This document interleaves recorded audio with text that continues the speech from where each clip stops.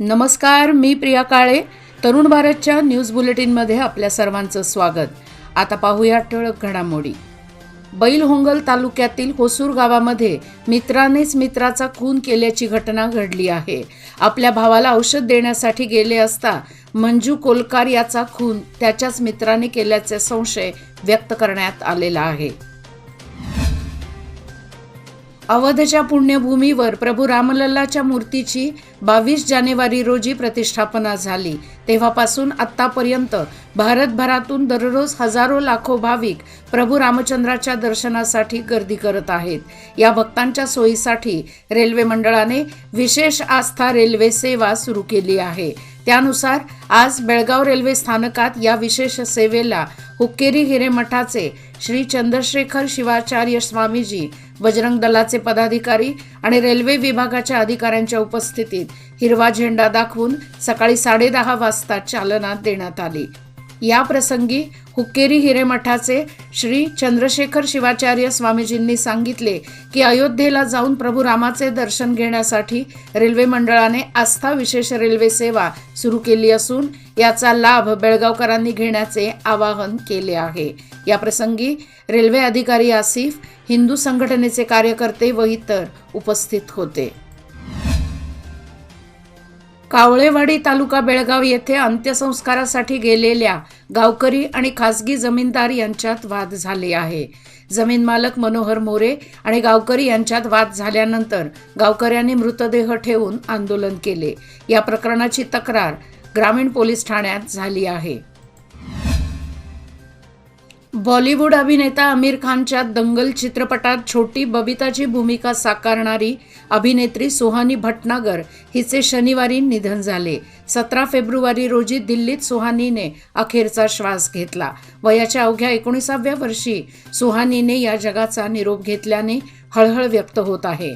गेल्या काही दिवसांपासून तिच्यावर दिल्लीच्या एम्स रुग्णालयात उपचार सुरू होते. तिच्या पार्थिवावर शनिवारीच फरीदाबाद येथे अंत्यसंस्कार करण्यात आले.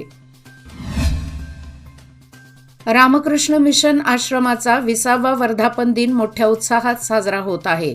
किल्ला येथे रामकृष्ण मिशन आश्रमात सुरू असणाऱ्या या महोत्सवामध्ये युवा वर्ग, प्राध्यापक व सामान्य नागरिकांसाठी विविध कार्यक्रम होत आहेत. शनिवार दिनांक 17 रोजी सकाळी 10 ते 1:30 या वेळेत शिक्षकांसाठी परिसंवाद कार्यक्रम पार पडला. यावेळी बेंगळूर येथील स्वामी वीरेशानंदजी म्हणाले की या आधुनिक काळात इतरांचा मान राखणे व आदर करणे ही अतिशय मौल्यवान व महत्त्वाची शिकवण आहे, जी प्रत्येक शिक्षकांनी आपल्या मुलांना दिली पाहिजे. लहान असो व मोठे असो, स्त्री असो व पुरुष, सर्वांना आदराने बोलणे, त्यांचा अपमान होईल असे न वागणे, मोठ्या आवाजात न बोलणे, अशा गोष्टी मुलांना शिकवा. म्हणजे विद्यार्थी एक चांगली व्यक्ती म्हणून ओळखला जाईल आणि त्यांचा सर्वांनाच अभिमान वाटेल. रामकृष्ण मिशनच्या वतीने आध्यात्मिक कार्यासोबतच शैक्षणिक कार्य केले जात आहे. याचा लाभ घ्यावा असे त्यांनी सांगितले. या प्रसंगी सुमारे 700 विद्यार्थी आणि शिक्षक मोठ्या संख्येने उपस्थित होते. वेदांत फाउंडेशनच्या वतीने घेण्यात येणाऱ्या वेदांत एक्सलन्स अवॉर्डचे वितरण आज शनिवारी दिनांक 17 रोजी शहरातील महिला विद्यालयाच्या इंग्रजी माध्यम शाळेत कार्यक्रमात करण्यात आले. अध्यक्षस्थानी विश्व भारत सेवा समितीचे अध्यक्ष विजय नंदिहाळी हे होते. कार्यक्रमाचे उद्घाटन समृद्धी संस्थेचे सेक्रेटरी विरेश किवड सन्नावर, मार्कंडेय साखर कारखान्याचे संचालक अविनाश पोद्दार, रमेश आनंदाचे, बेळगाव शहरातील गट शिक्षणाधिकारी लीलावती हिरेमठ, शिक्षक संघटनेचे शहर अध्यक्ष बाबू सोगलण्णावर, ID हिरेमठ, प्राचार्या कविता परमाणिक आदी व्यासपीठावर उपस्थित होते. त्यानंतर वेदांत फाउंडेशनच्या वतीने देण्यात येणाऱ्या नवरत्न पुरस्कार म्हणून पोलीस आणि पत्रकार यांचा यामध्ये समावेश होता. यावेळी फाउंडेशनचे अध्यक्ष सतीश पाटील, उपाध्यक्ष ND मादार, सचिव ईश्वर पाटील आदी उपस्थित होते. महिला पतंजली योग समितीतर्फे रथसप्तमीचे औचित्य साधत 108 कुंडीय यज्ञाचे आयोजन करण्यात आले. समृद्धी कॉलनी वडगाव येथील उद्यानामध्ये हा कार्यक्रम पार पडला. कार्यक्रमाला पतंजलीच्या उत्तर कर्नाटक राज्य प्रभारी आरती कानगो तसेच बेळगाव जिल्हा प्रभारी शोभा नौकुडकर उपस्थित होत्या. प्रारंभी आरती कानगो यांनी योग आणि प्राणायाम सोबत यज्ञाचे महत्त्व सांगितले. त्यांच्या मार्गदर्शनाखाली बेळगाव जिल्ह्यातील योग साधकांनी एकत्रितपणे पवित्र मंत्रोच्चारात 108 यज्ञ केले. पवित्र मंत्रोच्चार व यज्ञ यामुळे परिसरातील वातावरण भारावून गेले होते. त्यानंतर हरिद्वार येथून पतंजलीचे आचार्य यज्ञदेवजी यांचे लाईव्ह संबोधन झाले. कार्यक्रम यशस्वी करण्यासाठी संगीता जोशी, अमरेंद्र कानगो, खन्नूकर आणि समृद्धी कॉलनीतील योग साधकांनी विशेष परिश्रम घेतले. युनियन बँक ऑफ इंडिया क्षेत्रीय कार्यालय बेळगावच्या वतीने तिला सक्षम करा या अभियानांतर्गत सरकारी कर्णबधीर मुलींची शाळा आझमनगर बेळगाव येथे श्रवणयंत्र प्रणालीचे 4 संच उपलब्ध करून देण्यात आले. या कार्यक्रमाला युनियन बँक ऑफ इंडियाच्या क्षेत्रप्रमुख सौ आरती रवनियार, मुख्य प्रबंधक श्री नागराज पाटील, कर्णबधीर मुलींच्या शाळेच्या अधीक्षक सौ मंदाकिनी वंडकर आणि महिला बाल विकास विभागाच्या सुरक्षा अधिकारी सौ कल्पना तमन्नावर उपस्थित होते. बेळगाव तालुक्यातील सांब्रा येथे होणाऱ्या श्री महालक्ष्मी यात्रेनिमित्त देवीला रंगाला काढण्याचा धार्मिक कार्यक्रम उत्साहात पार पडला. महालक्ष्मी देवी मंदिर आवारात झालेल्या या कार्यक्रमाला शेकडो ग्रामस्थांनी हजेरी लावली होती. हकदारांच्या वतीने देवीची ओटी भरून विधिवत पूजा करण्यात आली. यात्रा कमिटीचे अध्यक्ष राजू देसाई यांनी धार्मिक विधींची माहिती दिली. मेत्री आणि असोदे कुटुंबियाच्या वतीने गाराणे घालण्यात आले. शांततेत आणि भक्तिमय वातावरणात यात्रा करण्याचा संकल्प करण्यात आला. तसेच पाणी जपून वापरण्याचे आवाहन करण्यात आले. तब्बल 18 वर्षांनंतर सांब्रा गावची श्री महालक्ष्मी यात्रा होणार आहे. यात्रेसाठी 70 फूट उंचीचा लाकडी रथ बनवण्यात येत आहे. मंगळवार दिनांक 14 मे 2024 रोजी यात्रेला सुरुवात होणार आहे. पहिले 4 दिवस रथोत्सवासह 9 दिवस यात्रा होणार आहे. दिनांक 22 मे 2024 रोजी यात्रेची सांगता होणार आहे. बेळगाव तालुक्यातील पिरणवाडी येथील शाह सदरुद्दीन अन्सारी उर्फ जंगली पीर उरुसच्या निमित्ताने छत्रपती मैदानात येथे उद्या रविवारी 18 रोजी कुस्ती मैदानाचे आयोजन केले आहे. छत्रपती केसरीसाठी पै शिवराज राक्षे विरुद्ध पै सोनू कुमार यांच्यात पहिल्या नंबरची लढत होणार आहे. 2 नंबर कुस्ती पै किरण भगत विरुद्ध पै बरकत अली, 3ऱ्या क्रमांकासाठी कार्तिक काटे व पै सद्दाम पंजाब यांच्यात लढत होणार आहे. यामध्ये लहान मोठ्या अशा अनेक कुस्त्यांच्या लढती होणार आहेत, अशी माहिती छत्रपती शिवाजी महाराज क्रीडा कुस्ती संघटना यांनी दिली आहे. नवीन ग्रामपंचायतीच्या मागे दुपारी 3 वाजता कुस्त्या होणार आहेत.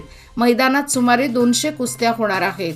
मैदानासाठी सार्वजनिक बांधकाम व पालकमंत्री सतीश जारकीहोळी, मंत्री लक्ष्मी हेब्बाळकर, चन्नराज हट्टीहोळी उपस्थित राहणार आहेत. मैदानाचा कुस्ती शौकीनांनी लाभ घ्यावा असे आवाहन केले आहे. विशेष म्हणजे तरुण भारत न्यूज चॅनलवर या जंगी कुस्तीचे थेट प्रक्षेपण दाखवण्यात येणार आहे. याचा कुस्ती शौकीनांनी तसेच समस्त नागरिकांनी लाभ घ्यावा. DBATच्या SBG आयुर्वेदिक मेडिकल कॉलेज आणि हॉस्पिटल स्वस्थ वृत्त आणि योग विभागाच्या वतीने रथसप्तमीच्या निमित्ताने 16 फेब्रुवारी रोजी सामूहिक सूर्यनमस्कार कार्यक्रमाचे आयोजन करण्यात आले होते. यावेळी उपप्राचार्य doctor Adivesh Arakeri, doctor Vinita Hiribel, doctor Anita Dalwai यांच्यासह इतर मान्यवर उपस्थित होते.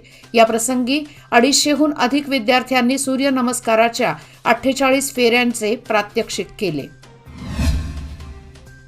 विठ्ठलदेव गल्ली शहापूर बेळगाव येथील श्री लक्ष्मीनारायण बालाजी मंदिराच्या वतीने हनुमंत त्रिवेणी कथेचे आयोजन करण्यात आले होते.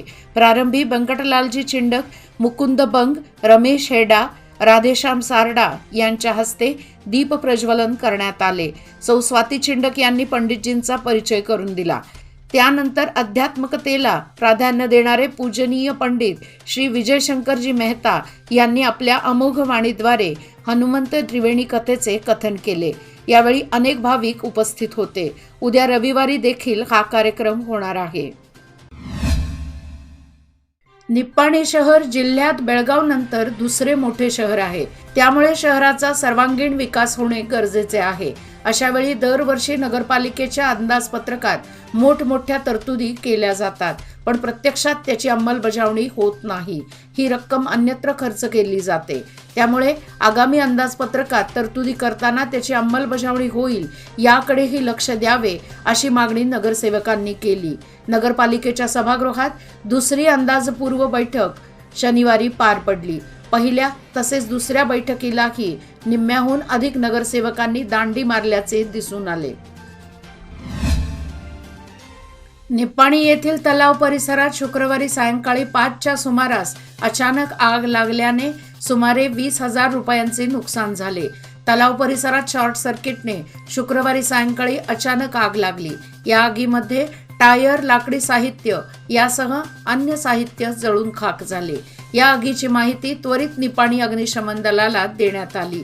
त्यानुसार निप्पाणी अग्निशमन दलाचे जवान जक्काप्पा कोरवी, A.D. मुल्ला, B.N. कोरे, S.B. मगदूम, L. भजंत्री, विजय देवर्षी या सर्वांनी मिळून आग आटोक्यात आणली. त्यामुळे पुढील मोठा अनर्थ टळला. घटनास्थळी निप्पाणी नगरपालिकेचे आयुक्त जगदीश हुलगेजी यांनी भेट देऊन आढावा घेतला. कागवाड तालुका घोषणा होऊन 6 वर्षे पूर्ण झाली तरी अद्याप तालुकास्तरीय कार्यालये प्रारंभ झालेली नाहीत. दरम्यान सब रजिस्टर कार्यालय मंजूर करून त्याचे उद्घाटन अधिकाऱ्यांच्या हस्ते नुकतेच करण्यात आले. कागवाड येथे S.S. बामणे यांच्या मालकीच्या इमारतीमध्ये तालुका सब रजिस्टर कार्यालय प्रारंभ करण्यात आले. त्यामुळे आता तालुक्यातील खरेदी विक्रीचे व्यवहार होण्यास सुलभ होणार आहे. सध्या सरकारच्या योजनांचा लाभ घेण्यासाठी बोगस कामगार नोंदणी केली आहे. याची पडताळणी करून संबंधितांवर कारवाई करत बोगस कामगारांची नोंदणी रद्द करावी, शेतमालासाठी हमीभावाचा कायदा करावा यासह विविध मागण्यांसाठी शुक्रवारी विविध शेतकरी संघटना तसेच कामगारांच्या वतीने निप्पाणीत मोर्चा काढण्यात आला. यावेळी विविध शेतकरी संघटनांनी पुकारलेल्या देशव्यापी संपाला येथील C2 संघटनेसह विविध शेतकरी संघटना कामगारांनी पाठिंबा व्यक्त केला.